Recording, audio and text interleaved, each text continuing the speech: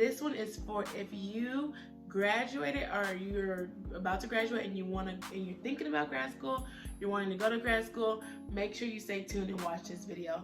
And I have my notes. So the 3 things I'm going to talk about is applying, when you get accepted, and the money.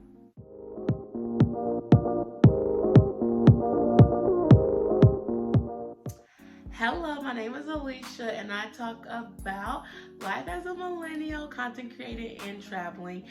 Today I'm going to be doing my grad school series. If you have not watched my video on the top 10 things I wish I would have known before college, make sure you go check that out. And then this one is for if you graduated or you're about to graduate and you're thinking about grad school, you're wanting to go to grad school, make sure you stay tuned and watch this video. And I have my notes. So the 3 things I'm going to talk about is applying, when you get accepted, and the money. So stay towards the end so that you can get all this information for free, okay?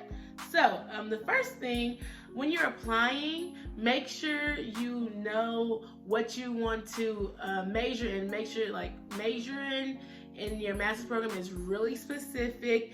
And when you want to know what you major in, make sure you look up jobs that you can do with that master's degree. So for instance, I majored in education, but my concentration was in student affairs and higher education, and there's some things that are like that too. So when I'm looking up student affairs, I looked up jobs that I can do with that degree, student affairs. So if that's social work, if that is psychology, look up the stuff you can do with your degree, seeing that if you need another degree, making sure that that's the degree that you want to go into, and making sure that you want that major after you do your research about what jobs you can do with that degree. Making sure that you want to go to that school, making sure that you have the right test scores, GRE. Some people are going away from the GRE and doing your grade point average, so make sure you have your grade point average. Make sure you look up assistantships. Make sure you look up scholarships so that you are able to know how much it is. You're able to see if you are able to afford it. You're able to see if you can get some free room and board, some free money for school. Make sure you just research. That's all I can say is when you're applying to schools. And you do have to pay a fee unless you have some grant maybe. So make sure you add up those fees, $50, $100, whatever. In-state is always going to be cheaper than out-state, but you can look at out-state. So I'm trying to think of the right term because I don't think it's a major, but it might be a major, but you can also do concentration. And sometimes I got a certificate, so you can also get a certificate, maybe depending on what school you went to. So when you are applying, make sure that you're looking at the schools, make sure you're looking at their majors, make sure you're looking at the curriculum, because they do tell you what classes you will be taking, what you will be doing. If you get to do an internship, if it counts, make sure you see that, because in grad school that's really important. Make sure you can see the class sizes, if there's a person on it that you can contact. I personally had to contact the person, the director or whatever, to talk to him, making sure this is what I wanted to do, this is not what I wanted to do.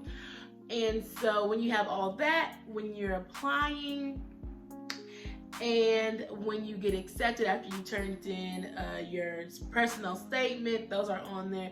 You did your scores, you were like, yeah. And now that you got accepted, you need to make sure that you want to go to that school, you like that city, talk to people, see if you can connect with other people in the cohort. That's what it's called, when you're in the same thing. Make sure you get to connect with those people in your cohort.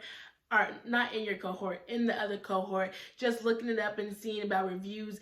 Also, Facebook group is really, really great. If you are in certain things, maybe I'm using social work and student affairs because that's what I know. When I was going to student affairs, there was a whole bunch of different groups about student affairs, a whole bunch of different groups on assistantships, whole different groups about colleges and just what programs there were and things like that. So you can go on Facebook groups, and this is when you're looking for assistantships. This is when you're interviewing to try to find some money. This is when you're trying to see anybody else who got accepted into that program.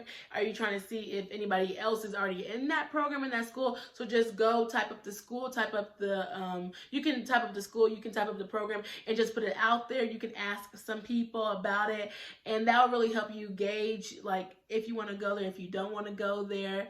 And so I think that is really important, because when you get accepted, you can get accepted, but you could not get no money. So you might be like, I don't want to go there. You get accepted, you can get offered assistantship, and you can still be like, I don't know about that school. And don't limit yourself to one school. You can apply, you can apply to how many other schools you want to. But if you want to keep sane and know that it's going to be okay, you might want to do like 1 to 3 schools. That's just me personally, because if you're in school and you're working and stuff like that, it kind of gets overwhelming. So that's definite. And then the last thing I would say, money. Depending on how much money it costs, I think you can get loans.